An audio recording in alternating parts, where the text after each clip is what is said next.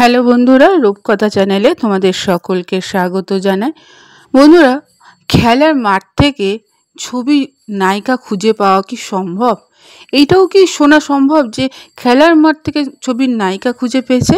কিন্তু এমনটাই ঘটেছিল 40-এর দশকে। সালটা ছিল 1946। মোহনবাগানে খেলা চলছে ময়দানে।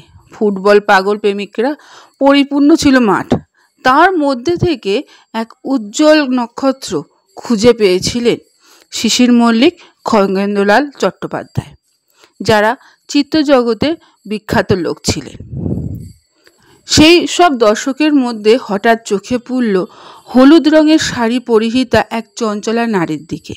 মেয়েটি খেলার উত্তেজনার তালে তাল দিয়ে উঠছে এবং হাততালি বাজাচ্ছে। সব মিলিয়ে যেন বেশ নজর কাড়ল। তাকে দেখে প্রথম যখন শিশির চট্টোপাধ্যায় অফার দিলেন ছবির নায়িকা হওয়ার, তখন সেই মহিলা উত্তর দিলেন যে তিনি তো ছবিতে কাজ করেছেন, কিন্তু কি হিসাবে কাজ করেছেন? নায়িকা হিসাবে? না, নায়িকা হিসাবে তিনি কাজ করেছিলেন না, তিনি সঙ্গীত শিল্পী হিসাবে কাজ করেছিলেন।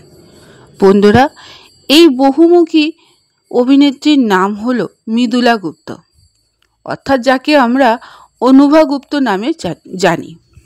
বন্ধুরা, আজকের পর্বে আমরা এই বহুমুখী অভিনেত্রী অনুভা গুপ্তর সম্পর্কে সংক্ষিপ্ত আলোচনা করব, যে তিনি কীভাবে সঙ্গীত শিল্পী হয়ে অভিনয়ের জগতে প্রবেশ করেছিলেন, তার জীবনটা কেমন ছিল।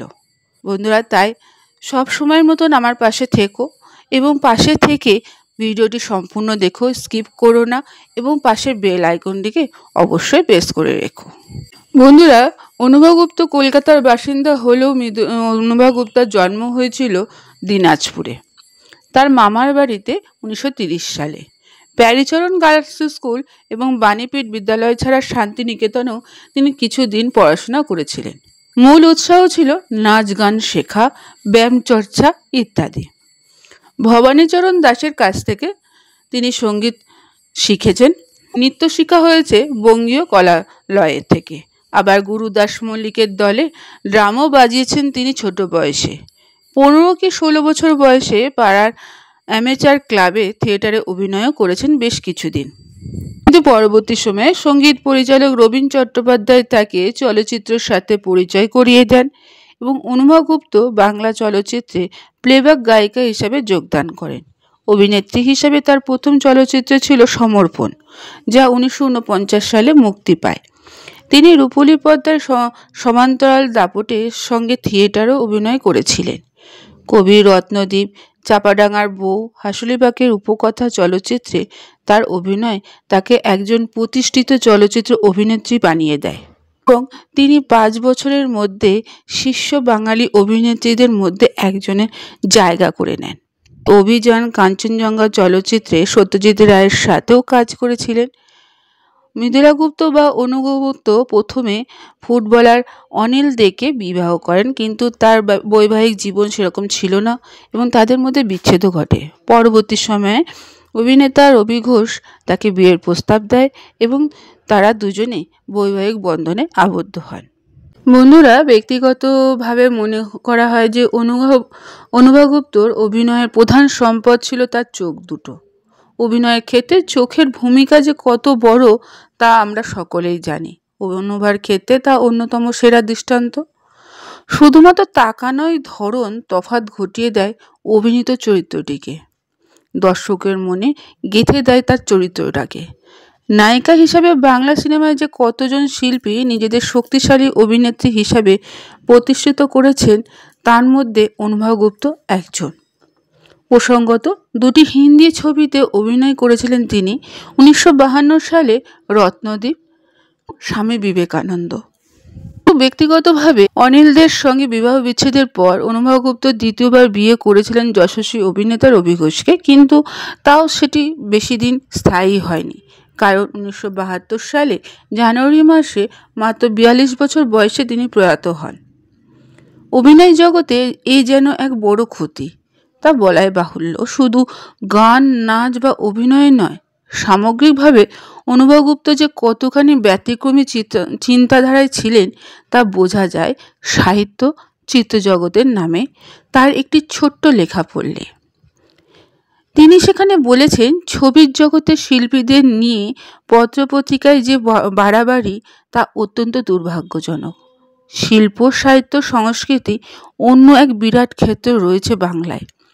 আর কথা যেন গৌণ হয়ে পড়েছে চিত্র দুনিয়ার পেছনে দৌড়ানোর হিড়িককে।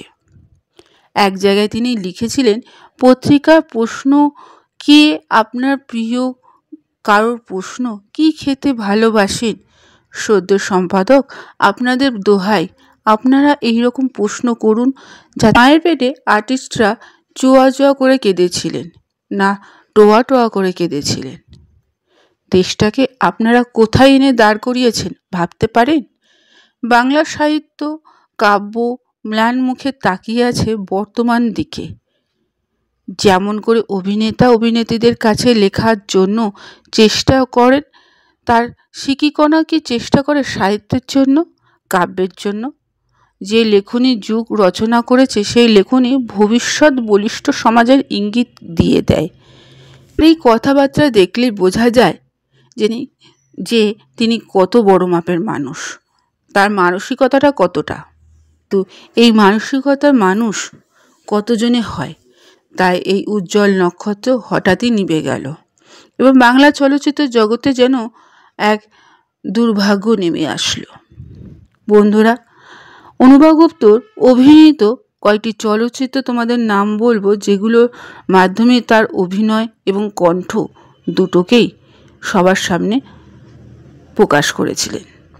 বন্ধুরা, অনুভা গুপ্তর অভিনীত চলচ্চিত্রগুলির মধ্যে হলো ঘুমিয়ে থাকা গ্রাম, অভিযান, কবি, বামুনের মেয়ে, রত্নদ্বীপ, ভগবান শ্রীকৃষ্ণ চৈতন্য, মন্ত্রশক্তি, স্বামী বিবেকানন্দ, কঙ্কাবতীর ঘাট, সাহেব বিবি গোলাম, শেষ পর্যন্ত, নায়িকার সংবাদ, হাসুলিবাগের রূপকথা, শ্রী শ্রী মহালক্ষ্মী পুজো, পলাতক, ছায়াসূর্য, আলোর পিপাসা, বালিকা বধূ, চাপাডাঙ্গার বউ, শঙ্খনারায়ণ ব্যাংক, কাঞ্চনজঙ্ঘা, ছদ্মবেশী, কলকাতা ৭১, ধন্যী মেয়ে, শেষ পর্যন্ত, চিঠি, দিবারাত্রি কাব্য, ছন্দপতন, দত্তা, বিভাস। এছাড়া বহু সিনেমায় তিনি অভিনয় করেছেন পার্শ্ব চরিত্র হিসাবে।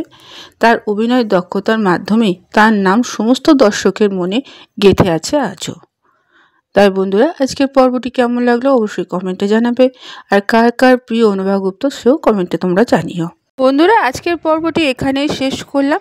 এতক্ষণ আমার ভিডিওটি দেখার জন্য ও শোনার জন্য তোমাদের অসংখ্য ধন্যবাদ।